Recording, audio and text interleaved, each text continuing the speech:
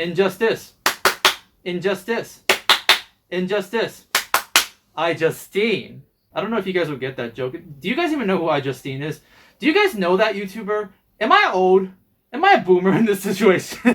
Hey guys, what is up? SonicHaXD here, and today we're going to be reviewing the Injustice Gods Among Us movie. Directed by Matt Peters and Ernie Allbecker.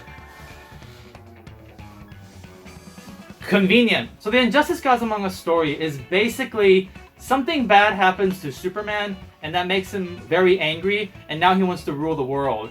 And Batman's like, no, no, no, you can't take away the freedom of the people. And now we have our DC Civil War. So the reason why I wanted to make this review is because one, I'm a super NetherRealm simp, haha, saranteo. But two, because some of the people who are working on Scorpion's Revenge and Battle of Realms also worked on this movie too. Not the director or the writer, but I do know that Rick Morales, the producer, did work on this. So I thought, hey, why not check out the thing that was also made by the MK Animated people. So let me start by explaining the lore of this movie, because it's a little bit more complicated. I'm gonna try to explain this as if you don't know anything about the Injustice series so that you get a better mind as to what we're heading into. So Injustice Gods Among Us is a game that came out in 2013, which then spawned a comic series that ran from 2013 to 2016. So the Injustice Gods Among Us game takes place 5 years after the incident that turns Superman evil, and the comic series is what happens in between those 5 years. And they kind of make like each year like a chapter, like, oh, chapter 1, year 2. And so that's how the storyline goes for the Injustice series. Now, I'm not gonna lie,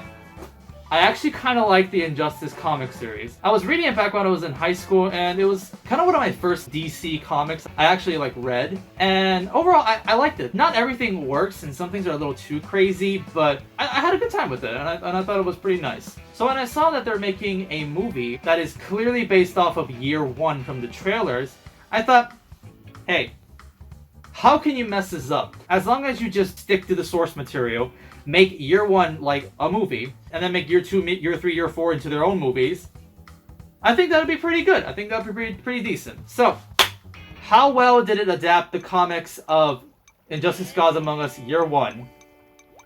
Not that great.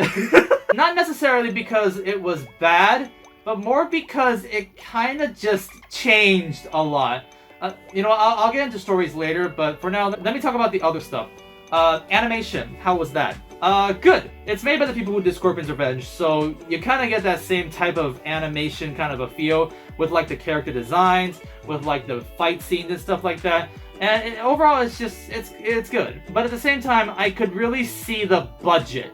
There are certain moments in the movie that made me go like, oh, yeah, that was kind of Kind of like Battle of Realms and Scorpion's Revenge. But overall, I think it was good. Speaking of character designs, they're fine. They're based off of the video games. I don't think any of them particularly made me go like, wow, what a great look for you or stuff like that. But I really did like Raven's design. I think she looked really, really good for some reason out of like everybody. I was like, whoa, Raven, you look sick. I liked Man-Bat's back. I like that Killer Croc was more of a scaly head instead of a human head. Anyways, next up, I want to talk about voice acting. It's decent, but there is a pretty big issue, and that's the fact that I think almost like every single character was not portrayed by like the original voice actors who did these characters from like the animated shows, or heck, even from the Injustice video game series. And they got like completely different people to voice each of these characters. And it's weird, especially when you grow up like with like the Kevin Batman or like the animated TV show Superman or Wonder Woman and stuff like that.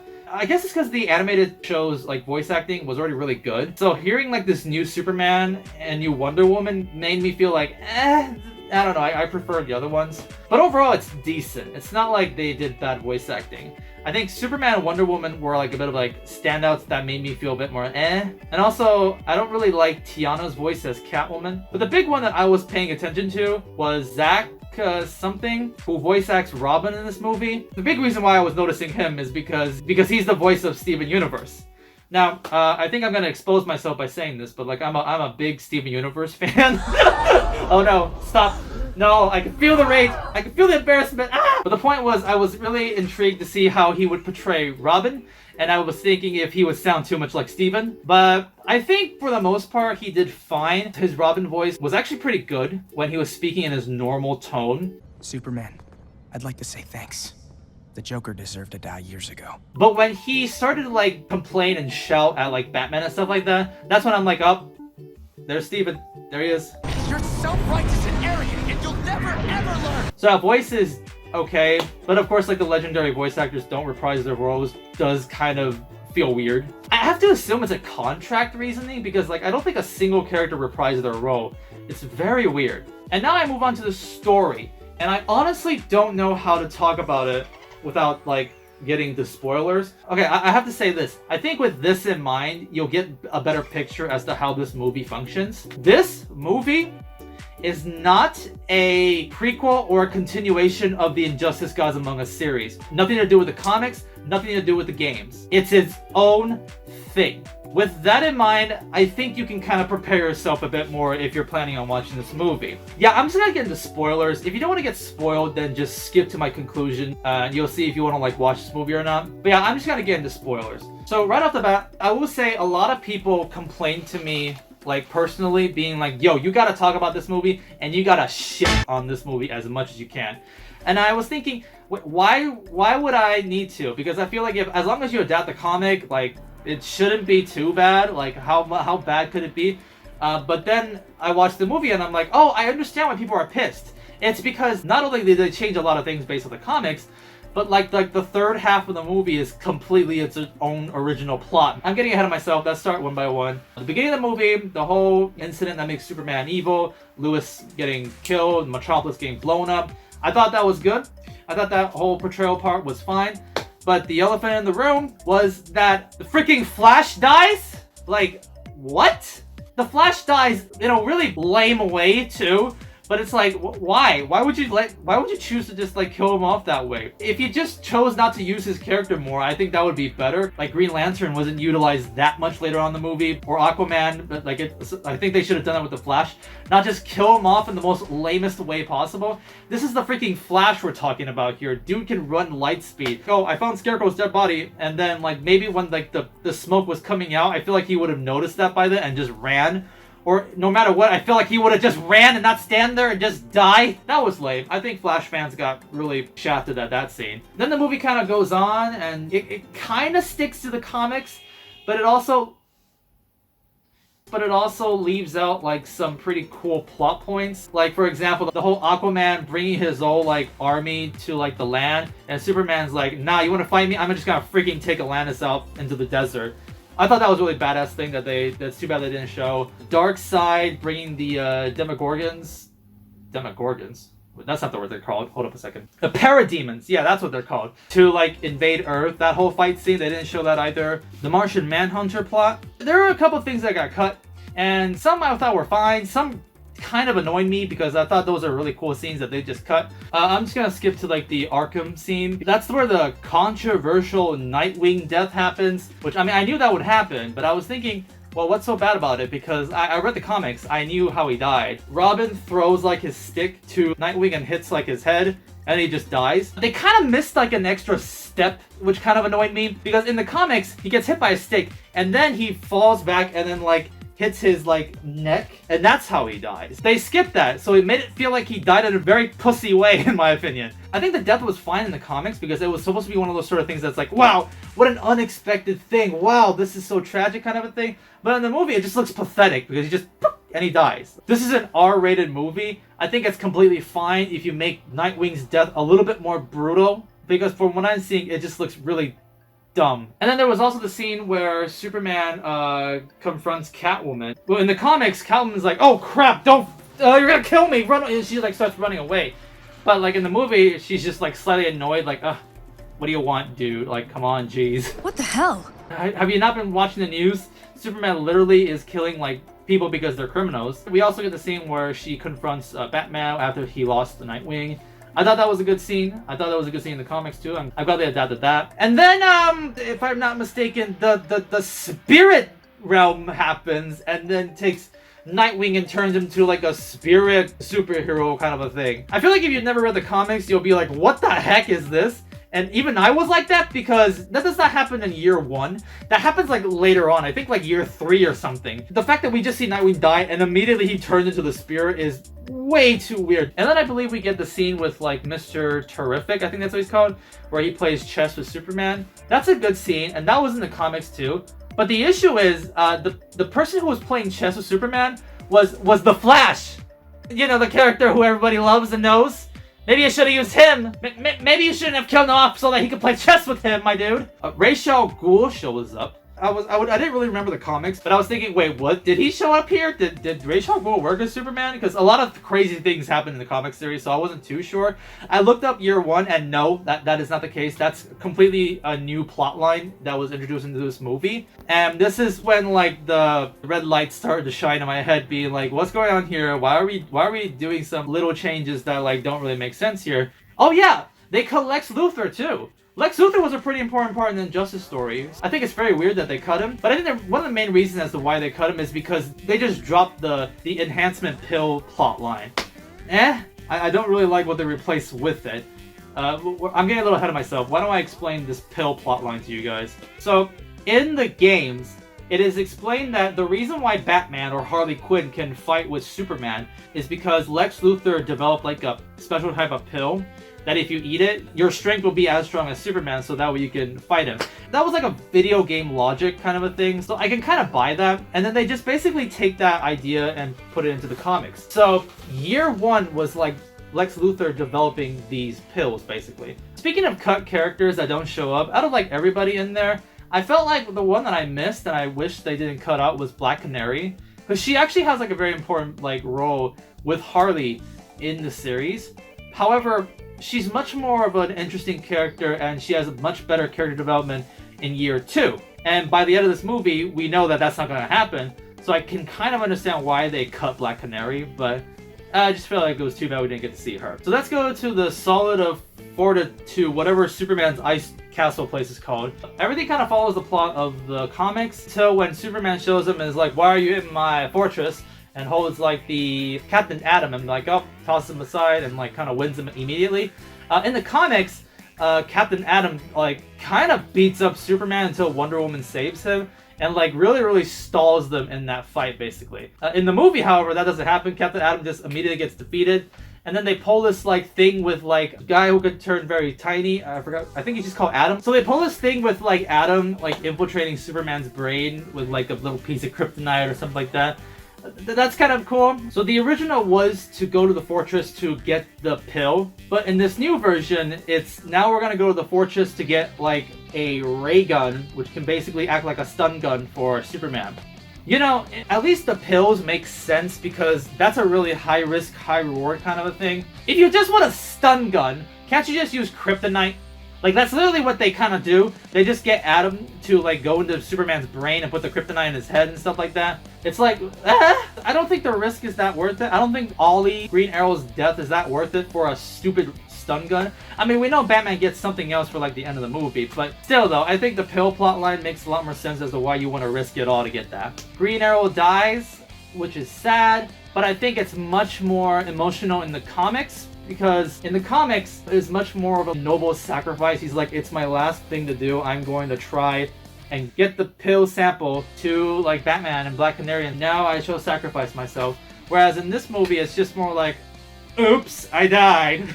Yeah, that emotional impact kind of got shafted too there. This is where the movie goes original now. This is where we just don't have any more comics to base off of anymore. Because in the comics, it ends with Batman going back to the Batcave to like do an analysis with the pills, and he has his final showdown with Superman there. And that's how year 1 ends, that scene there. But no, they don't do that. They do something completely different. They jailbreak Mr. Terrific. Then also the Spirit Nightwing shows up there. Cool. And then I think this is where Superman just kills a bunch of people who are wearing clown makeup. That's a very like, oh, kind of a moment. It completely solidifies Superman as like an evil person when he did that. But at the same time, that's not a thing that happens in the comics. That is a thing that happens later on. Like, I forgot, like, if it's year 3 or 4. They brought that into this movie so that Wonder Woman could feel more like, oh, actually, you know what? Maybe you aren't that good of a person. Which I kind of got annoyed because I was just like, Superman just kills these people because they were making clown makeup. I kind of will feel like that's something that you do a little later on in the comic series, but anyways. Also, yeah, Wonder Woman actually starting to feel conflicted whether or not to trust Superman. Excuse me, that's not my Wonder Woman from the Injustice series. Hello, she'll do anything for that D. And this is kind of where the end fight scene happens, where Ra's al Ghul has his, like, Wazado robot thingamajiggy, who is so strong that Superman can't, like, single-handedly defeat it, and someone like heroes have to come and try and stop him. Hawk Boy, I forgot what he's called. He dies probably the most brutal death in the whole entire movie, and then frigging Cyborg gets killed, which is... Okay? Why? Oh, are you trying to, like, make it feel like, oh, this is a really serious situation, so that's why this character dies and stuff like that? I don't know. He gets killed by, like, getting his mask ripped off. It's like, okay, is that really all you need to do to kill Cyborg? Just rip this mask off? Maybe that is. Maybe I don't know the comics. Maybe that is a way you kill him. But I don't know, I just feel like he's a robot. I don't think that's really how... That alone should kill Cyborg, but whatever. Then they have, like, this epic fight, and then on Damian's perspective, he's fighting Ra's al Ghul because he's like, no, you're hurting my dad. That's a no-no. And then Nightwing's spirit possesses Damian. He fights Ra's al Ghul. He wins. And then we get a little closure of Damian with Dick. Yo, Damian, don't kill everybody you meet, okay? Damian's like, okay, I'll try. Giving us a little bit of a closure with this asshole character who never changes in the comic series, but because we're only gonna have one movie, so we decided to bring back Nightwing to comfort Robin with this situation.